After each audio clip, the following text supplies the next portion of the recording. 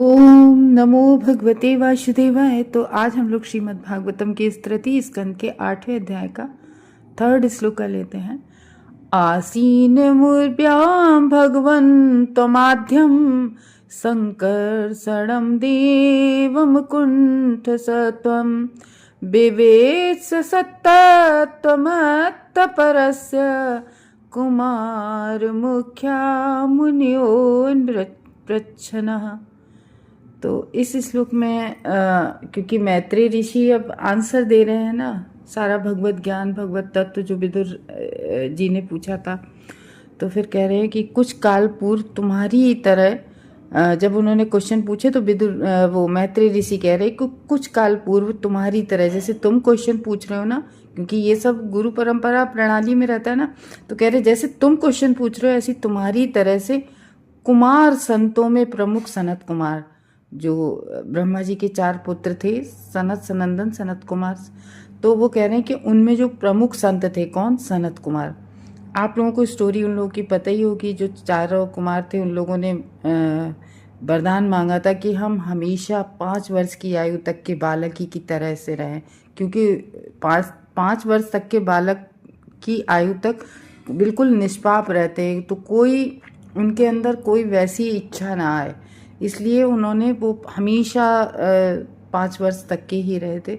तो वो जो उनमें सनत कुमार थे, चारों ऋषियों में, चारों भाइयों में, अन्य महर्षियों के साथ, अन्य और भी महर्षियों के साथ मिलकर उन्होंने जिज्ञासावश ब्रह्मांड की तली में स्थित भगवान संकर्षण से, तो संकर्षण हम सब लोग जानते हैं, संकर्षण कौन है? भगवान श्री कृष्ण के अंश अवतार। तो वो कह रहे हैं कि उनके जो संकर्षण भगवान है उनके बारे में पूछा कि जिज्ञासा करके कि ब्रह्मांड की जो तली में स्थित हैं, क्योंकि हम लोग कहते नहीं कि उनके शेष अवतार भी उनको कहा जाता है, कि उसके नाक के उस पे फन पे पृथ्वी टिकी हुई है। तो वो कह रहे हैं कि ब्रह्मांड की तली में स्थित भगवान संकर्षण से भगवान वासुदेव विषय तत्वों के बारे में पूछा। भगवान वासुदेव, उनके विषय के सत्यों के बारे में पूछा, उनके कि जो भगवान वासुदेव हैं और उनके संकर्षण, क्योंकि सबसे पहले भगवान श्री कृष्ण ने उनका एक्सपेंशन था संकर्षण, ठीक है ना। तो वही कह रहे हैं, लेकिन भगवान का जो एक्सपेंशन होता है, जैसे कि वो भगवान विष्णु भी विष्णु तत्व हैं, और उनके जो और अवतार हैं वो है तो विष्णु तत्व, लेकिन वो भगवान अपने आप को सेवक मान के उन्हें आराध्य अपना मानते हैं।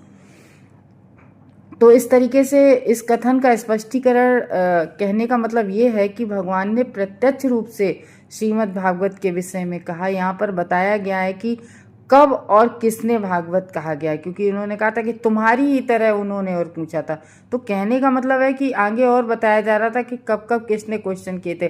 भागवतम में हम ऐसे ही करते हैं ना कि जैसे ऋषियों ने प्रश्न पूछे तो तुरंत सुद गोस्वामी ने कहा वो कि ऐसा ही क्वेश्चन वहाँ पर उन्होंने किया था, ऐसे करके भागवत में आता है।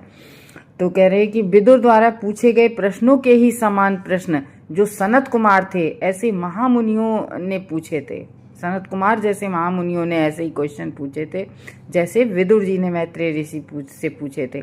और भगवान वासुदेव के जो स्वांश हैं कौन? भगवान संकर्षण, जैसे कृष्ण बलराम, ऐसे ही भगवान वासुदेव उनके संकर्षण ने उनके उत्तर दिए थे, उनसे पूछा था। तो अब नेक्स्ट है श्लोक। स्वमेव धिस्न्यं बहुमानयन्तं यद्वासुदेवाभिधमामनन्ति प्रत्यग्रद्राक्षाम्बुजकोशमीशन्दुन्मीलयन्तं विबुधोदयाया। तो कह रहे स्वयमेव, यानी कि स्वयं इस प्रकार से।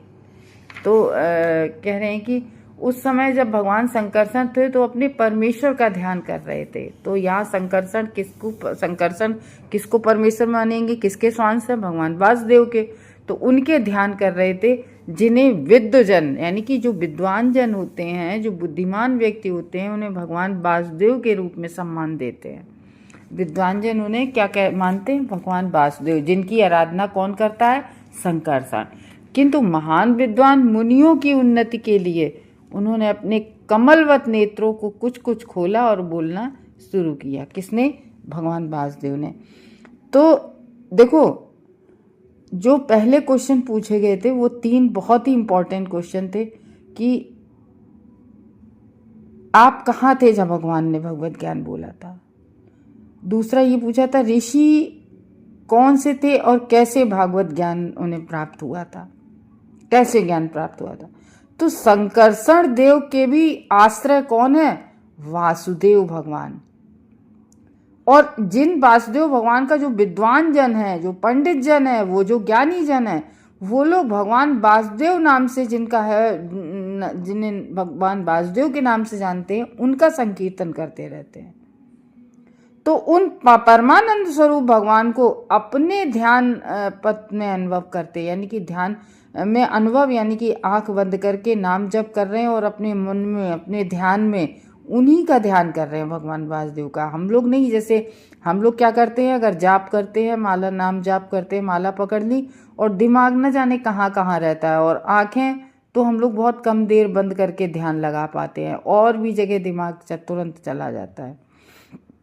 तो कह रहे हैं कि वो परमानंद स्वरूप भगवान को ध्यान में रखते हैं, अपने अनुभव करते हुए, और अत्यंत आदर पूर्वक अनुभव करते हुए अपने आनंद में डूब जाते हैं, और आदर पूर्वक सर्वोत्कृष्ट, जो सबसे सर्वोत्कृष्ट, जो सबसे उत्कृष्ट है, जो सबसे उत्तम तत्व है, वो क्या है? भगवान का स्वरूप है। तो सर्वोत्कृष्ट तत्व के रूप में ही उनकी पूजा कर रहे हैं कि यही मेरे सर्वेश्वर है, यही मेरे सब कुछ है। ये करके ध्यान लगाकर उनकी पूजा करते हैं पंडित लोग। तो संकर्षण भगवान इतने आनंद में थे, तो संकर्षण जब भगवान का ध्यान कर रहे थे तो भगवान के ध्यान में मग्न थे, उन अपने परम आश्रय के ध्यान में थे। तो वो बहुत ही अपना आनंद पूर्वक आनंद, उन्हें बहुत ही आनंद में थे, क्योंकि जब अंदर ध्यान वो कर रहे थे संकर्षण तो भगवान का, तो उनकी जो चेतना थी वो बाह्य चेतना नहीं थी, हम लोगों की जैसे नहीं थी। हम लोग माला नाम जप कर रहे हैं और चेतना इधर उधर भागती है बाह्य, लेकिन उनका बाह्य मतलब बाह्य अनुसंधान नहीं था। मतलब कहने का ये मतलब था कि बाहर क्या गतिविधि हो रही है, बाहर क्या हो रहा है, उससे बिल्कुल परिचित नहीं थे, क्योंकि अंदर ही आत्मा में ही इतना आनंद वो प्राप्त कर रहे थे जब वो पूजा कर रहे थे, तो उनकी पूजा कर रहे थे, इतने आनंद में थे शंकरस्वर भगवान। क्या बाहर हो रहा है, ऐसे ऋषि मुनियों को, ऐसे उनको जो सर्वोत्कृष्ट ऋषि मुनि होते हैं उन्हें भी नहीं पता चलता हमारे बाहर क्या हो रहा है।